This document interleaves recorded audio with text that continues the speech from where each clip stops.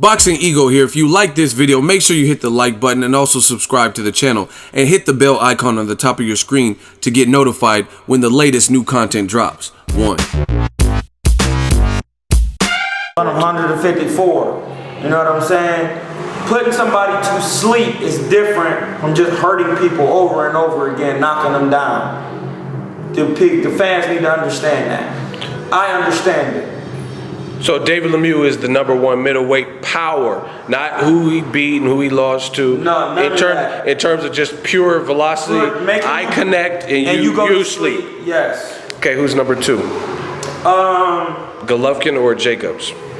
They neck and neck. Tie? They're tied because they both be hitting people and they be dropping them and they be looking crazy. It's a tie. Okay.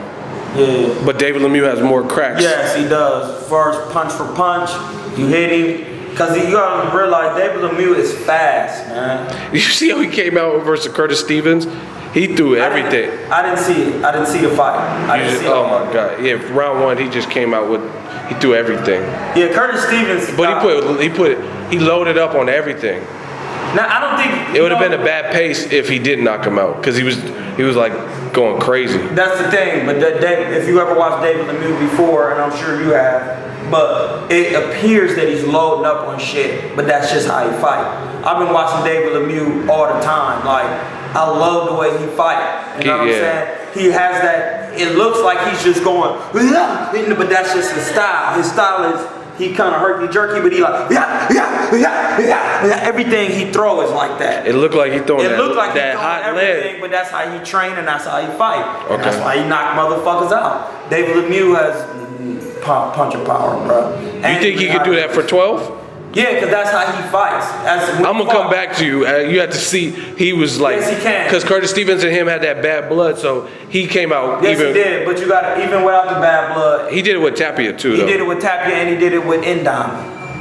Yeah, but he looked kind of gassed in the 12th on the Indom. But he knocked him down 4 times. But he knocked him down 4 times. 4 times. And he came with that intensity the whole fight. You gotta understand. He did. That's his style. He fight like that, short, impact, compact punches, and he got explosive power, which is the most dangerous power. Because at any given moment, yeah, because you could be on. You know, look, point the camera right there. That's what you're gonna be seeing. Black. Nothing. Fade to Black, that Jay-Z? No, the Black album? Sleep. The sleep number? The sleep number? That Tempur-Pedic. Put you in the mattress? You're gonna get that Tempur-Pedic. The week next to late. Saturday, Sunday. It's real. Now, another person, well, 2 people moved up. Canelo. Serious today. Canelo moved up to middleweight, a little bit past it, 164.5, and Jermall Charlo. How do you see both of them go one by one? How do you see them fitting in the middleweight division? You talked about how David Lemieux has the #1 power, not necessarily technique, but he's the #1 puncher. But there's also threatening punchers like Jacobs and hand-on guys, Golovkin. So how do you see Canelo surviving, not surviving, but just fitting in, and Jermall Charlo? Charlo is gonna fit in better than Canelo because he has the height at the middleweight division, and he got a strong ass jab. Canelo is just a matter of time, but I love Canelo, but they ain't gonna be trying to put him in there with Danny Jacobs. Yeah, they not gonna be doing all that because Triple G is taller than Canelo considerably, like you see him, and Jacobs was taller than Triple G. Yeah, they're not gonna be just. So that means Jacobs next to Canelo would be. Yeah, he's short. You know what I'm saying? So that's gonna make it a hard night. The middleweight division is gonna be pretty hard for Canelo. He gonna be doing the same thing Golovkin was doing, kind of like fighting, you know, picking and choosing. He ain't gonna be just fighting Charlo, motherfucking Danny Jacobs and all them. He ain't gonna be fighting all them because it's gonna be too hard for him. There's too many hard fights back to back. Now here's something to think about. With Triple G's last 2 fights, Kell Brook and Daniel Jacobs, some people thought he was exposed versus Kell Brook, and also in the Jacobs fight, some people arguably said that Jacobs beat him, right? But I noticed a couple traits in those fights that Jermall Charlo presents. Like Kell Brook was landing some nasty uppercuts. When Kell Brook was landing the uppercuts on Golovkin, what was happening to his head? His fucking head was looking at this Muhammad Ali thing back here.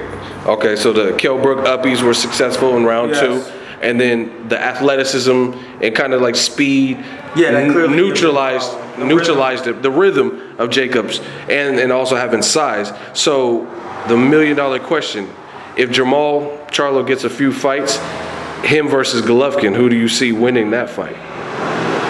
That's a 50-50 fight. Because he's getting close to being his mandatory. He's number 2, WBC. Yeah, that's a 50-50 fight. You know what I'm saying? You got to give Golovkin his just due, because he be doing his shit, but it's still a hard fight because it's a 6-foot motherfucker with a strong jab. Lions only and athletic. And athletic, and his jab is strong, bro. And if you got a strong jab, that is a way to neutralize. That would be a Golovkin. very good jabbing contest because No, Golovkin. it would not. Because he's shorter. Yeah, because Charlo's jab is so strong, and Golovkin, when you got that punching power, he respects you too much.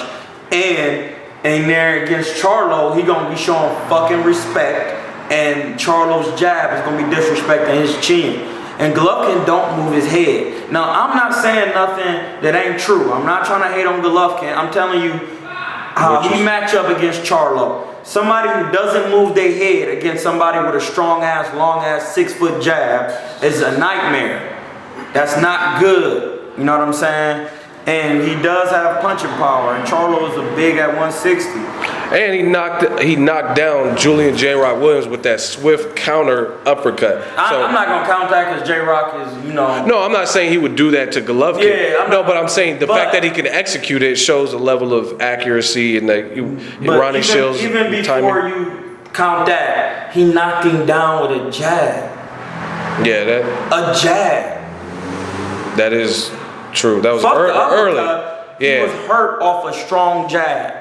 So he really was hurt too. He was hurt because he looked kind of. But for some reason, this is a side note. I don't think J-Rock rehydrated properly. His body still looked to suck down. Yeah, I think you said that to me before. Yeah, but his body still looked to suck down. Compared to how Charlo's body looked. Pause. That motherfucker. But he was killing himself to make weight, so it might have been kind of neutralized. Charlo was looked at fully in red. No, at the weigh-in, his cheeks look. No, I'm talking about after the weigh-in. Oh yeah, he rehydrated. Fight, he had abs on his fucking hairballs. That motherfucker's jab strong, man. That is. So, I mean, anybody's fight. My thing is, I got to see how Jermall Charlo can take a punch. We're going in the gym. Come on, let's go. I got to see how he could take a punch from somebody at 160.